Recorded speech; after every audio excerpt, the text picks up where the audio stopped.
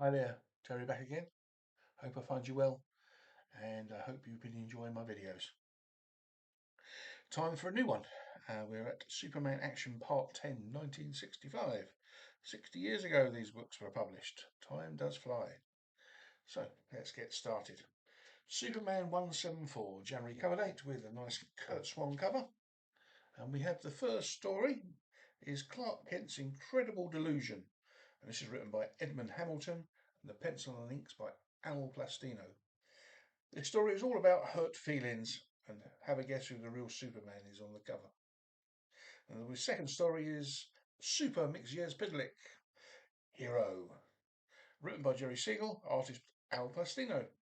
And Mr. Mxyzptlk comes to Metropolis, all superpowered, trying to force Superman into obsolescence. Action Comics 320, January cover date. Kurt Swan and George Klein doing the cover. Superman story, The Three Super Enemies.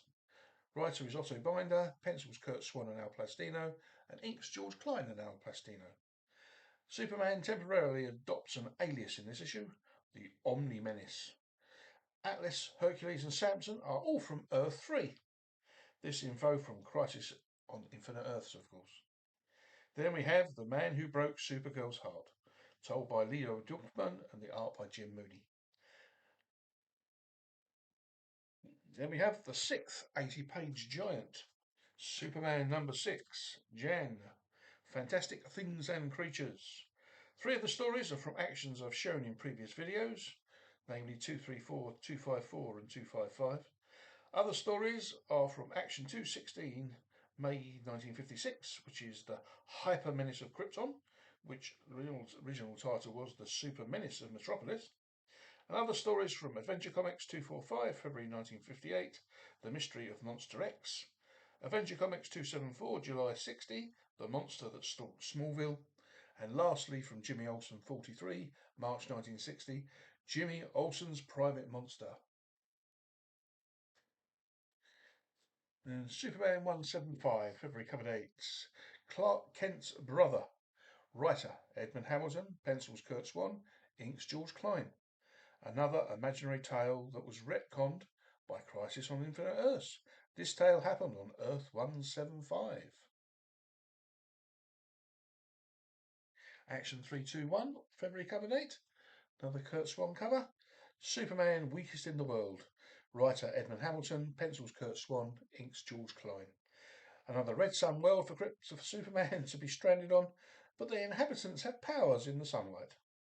Leo Dorfman writing, Jim Mooney artist. And for Supergirl's tale, The Enemy Supergirl.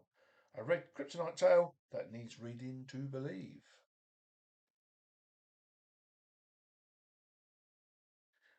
"322", March 65. Kurt Swan cover. The Coward of Steel. Jeremy Siegel writing, Al Plastino pencil and inking.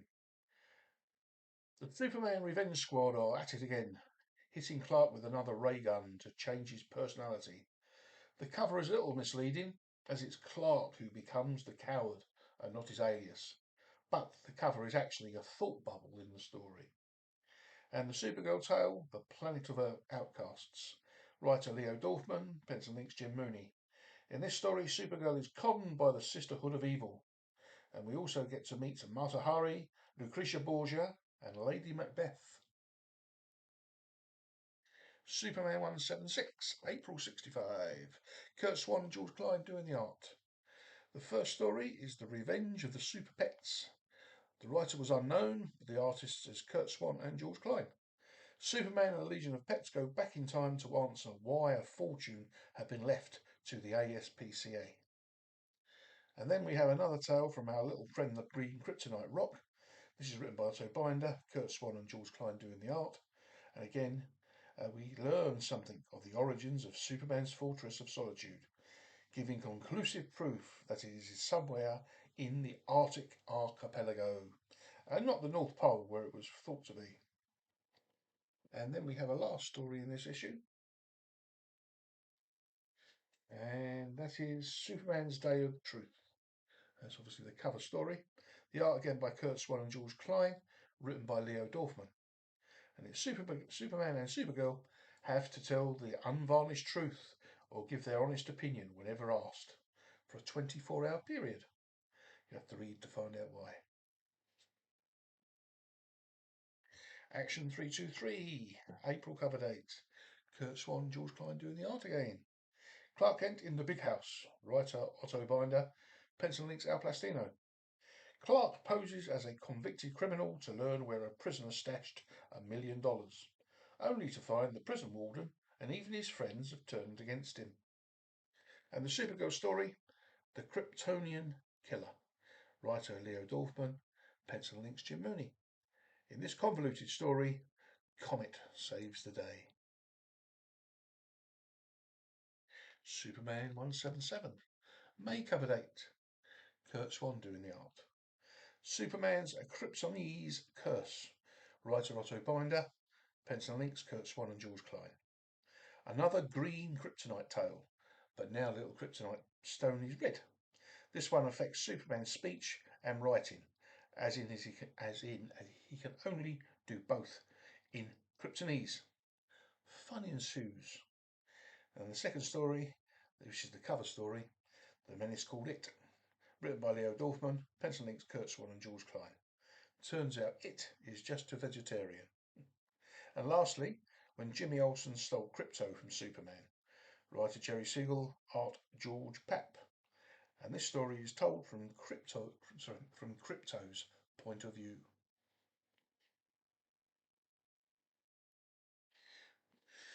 Action 324. Superman, The Secret Life of Clark Kent, written by Leo Dorfman, art by Al Plastino. You'll have to read it as it's a secret. The cover story, The Black Magic of Supergirl, Leo Dorfman writing, Jim Mooney artist. Another tale where exactly what is needed for someone to be cured. It miraculously survived the destruction of Krypton. Action 325, June cover date. We have another unknown writer with this story, and this art by Curt Swan and George Klein. And this is The Skyscraper Superman. When an alien's red kryptonite makes Superman grow into a giant, he recalls another such incident when he was enlarged into a giant baby on Krypton, accidentally, by his father's growth ray invention. The Supergirl story is written by Leo Dorfman, pencil links by our old friend Jim Mooney, and it's entitled The Ugly Duckling Teacher of Stanhope College. And with the help of Laurie Laramis and Supergirl, a school teacher gets a makeover which ends in love and marriage. How sweet. Then we have another 80-page giant, June 65 cover dates. Curt Swan, George Klein doing the art. And as for the cover, it's The Greatest Superman Luthor Duels. And the stories are taken from Action 249, Feb 59, The Kryptonite Man, Superboy 85, December 60, The Impossible Mission, Superman 88, March 54, The Terrible Trio, and the database says this story was the last appearances of the Toyman and the Prankster. I assume they're talking about the last time we see in the Golden Age. Let me know in the comments if you have other ideas. And then we have Action 277, June 61, The Conquest of Superman. Superboy 86, Jan 61, The Army of Living Kryptonite Men. Action 210, November 55, Superman in Superman Land. And lastly, from Lois Lane, number 23, February 61, The Curse of Lena Thorell. Superman 178, July cover date. First story is Project Earth Doom by Leo Dorfman, pencil and links Al Plastino. Two aliens from the planet Duplor, with their dying breaths even, talk about the Earth Doom, a plot by their ruler to destroy humanity. And then the cover story, Clark is in a right old 2 and 8, as red kryptonite rids him of his memory and everyone believes Superman is dead. Another Leo Dorfman tale, Curt Swan, George Klein with the art. Just decided whether I should have a part 2, but I think I'll go for it. Action 326, July 65, cover art, Curt Swan. And as for the cover, it's the Legion of Super Creatures. It's written by Otto Binder, art by Kurt Swan and George Klein. A long and complex tale that has a sort of happy ending. From Jerry Siegel and Jim Mooney, The Secret of Supergirl Suitor. This entails yet another survivor of Krypton with somewhat of a twist. Superman 179, August 65. Kurt Swan doing the art for the cover. The Outlaw Fortnot, writer Leo Dorfman, art Al Plastino. And then we have the fourth tale from the Kryptonite Rock, which has gone from green to red, and now we have the Menace of Gold Kryptonite by Otto Binder and Al Plastino on art. Excuse me. This is the last story of Little Rock. Spoilers, it ends up in the Phantom Zone. That's it. And the last story in this issue, Private Kent, the Fighting Marine. Otto Binder writes, Kurt Swan and George Klein do the art. And the synopsis for this tale is, for a story, Clark Kent is allowed to undergo basic training in the US Marine Corps with a drill instructor that wants to beat his time with Lois Lane. I assume that's a get a date in UK English. And then we have it, Action 327, August 65. Kurt Swan again doing the art. And it's the three generations of Superman. Edmund Hamilton writing, art by Kurt Swan and George Klein. And it's an imaginary tale that, for a change, hasn't been retconned by the crisis. So Supergirl's tale is Supergirl, Fugitive from Justice. Writer Leo Dorfman, pencil inks Jim Mooney. And it's one of those have to prove your innocence of a crime tales. And we've got a bit of a boom cover. Action 328. And it's Kurt Swan doing the art. And this is Superman's Hands of Doom. Leo Dorfman and Al Plastino doing the art. And, well, the cover also, so I should say Leo Dorfman writing and Al Plastino doing the art. Well, the cover tells you all you need to know, much like trailers for movies these days. Supergirl's tale, The Orders of Dimension Z, again by Leo Dorfman, this time the art by Jim Mooney. Supergirl trying to prove her innocence, and still this time in Dimension Z. But no, it was all a scam to get her to fight in a contest of peril. Superman 180, October, Kurt Swan art. The first story, Clark Kent's Greatest Superman Hour. Writer Leo Dorfman, pencil inks Al Plastino. The first story is Clark Kent's Great Superman Hunt. Writer Leo Dorfman, pencil inks Al Plastino. And in order to save the life of Lois Lane, Clark agrees to a gang leader's demand to try and discover Superman's secret identity. And the cover story, The Girl Who Was Mightier Than Superman, writer Leo Dorfman, arts Kurt Swan and George Klein.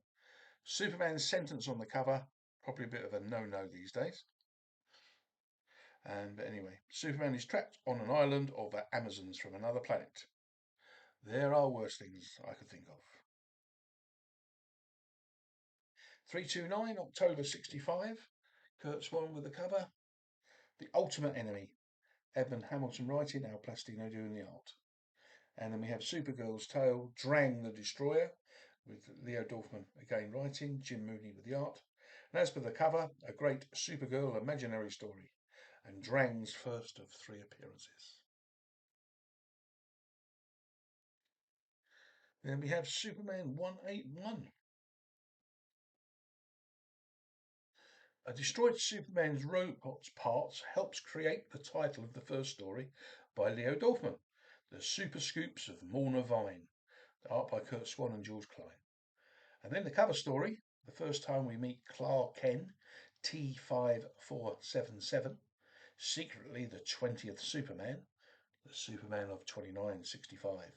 It's written by Edmund Hamilton, pencil inks by Kurt Swan and George Klein. We see him begin his career by changing the course of a rogue planet, catching 2 crooks, and then getting on the trail of Muto, who we see only in a photo.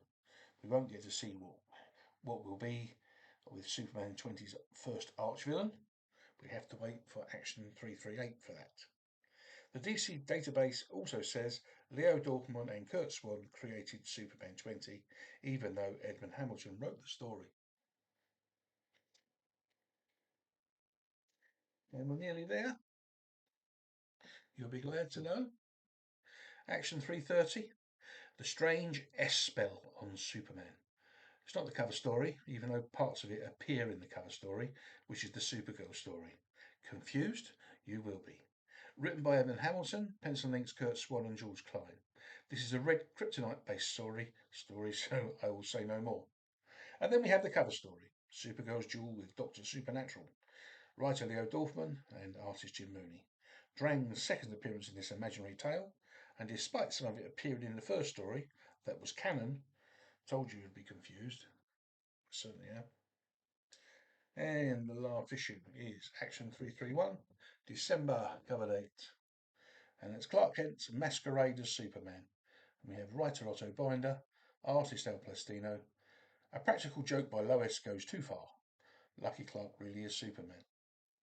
And Supergirl's story, Operation Satan, written by Leo Dorfman, pencil inks by Jim Mooney.